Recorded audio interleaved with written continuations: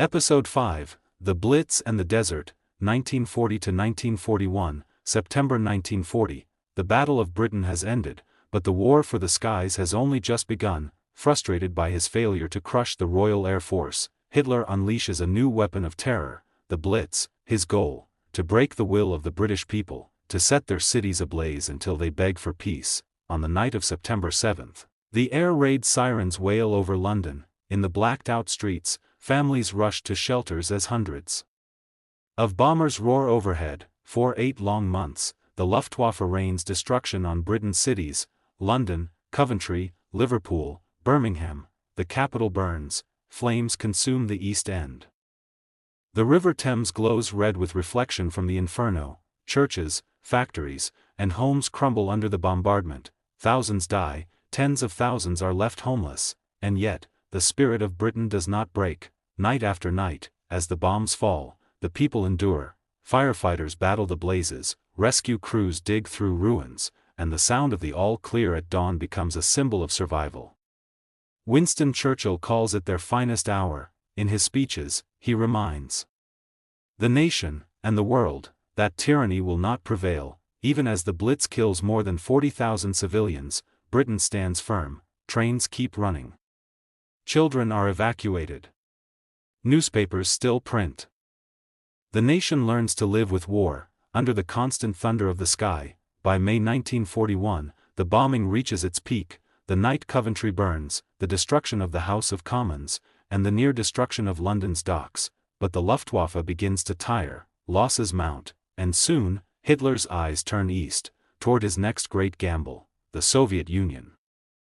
While the skies of Britain burn, another war ignites across the sands of North Africa.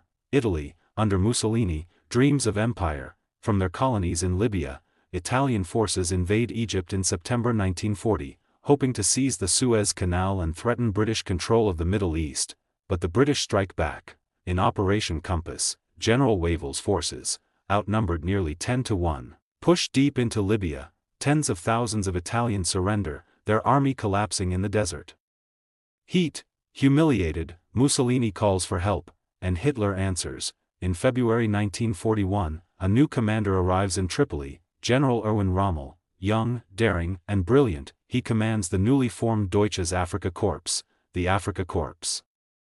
Rommel wastes no time. He drives his tanks, the Panzer III and IV, across the sands in lightning attacks.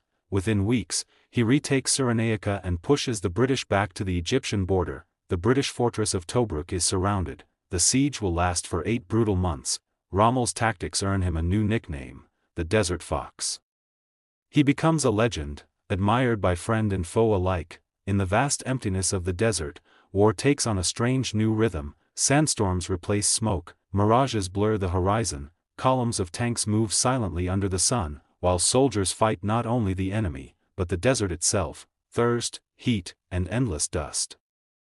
Control of North Africa becomes vital. Whoever holds the desert controls the oil routes, the Mediterranean, and the Suez Canal, the lifeline of the British Empire. By late 1941, the war is no longer confined to Europe. It is spreading across continents, across oceans. In the skies over Britain, the Blitz slowly fades, the Luftwaffe withdraws. But across the Mediterranean, the battle intensifies.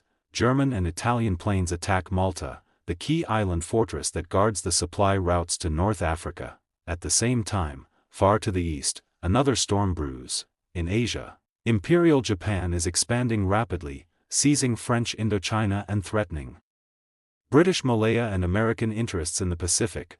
The world holds its breath. Meanwhile, in the deserts of Libya, the seesaw war continues. British forces launch Operation Crusader in November 1941. Breaking the siege of Tobruk, Rommel retreats, but not for long. The campaign will rage back and forth across North Africa for 2 more years. Back in Britain, people emerge from the rubble with renewed resolve. Despite the loss and destruction, the Blitz unites the nation like never before. Morale hardens. The factories hum with production. Tanks, planes, ships for a global war effort. By the end of 1941, the conflict has become a true world war. From the burning cities of Europe, to the frozen steppes of Russia, to the blazing deserts of Africa, the entire planet is engulfed in flames. and soon, an attack far across the Pacific, at Pearl Harbor, will draw the last great power into the fight. The United States, the world stands on the brink of total war, a war that will decide the fate of civilization itself. From the ashes of London to the sands of North Africa, the world in 1941 was burning, and for the first time, the fires of war would touch every corner of the earth.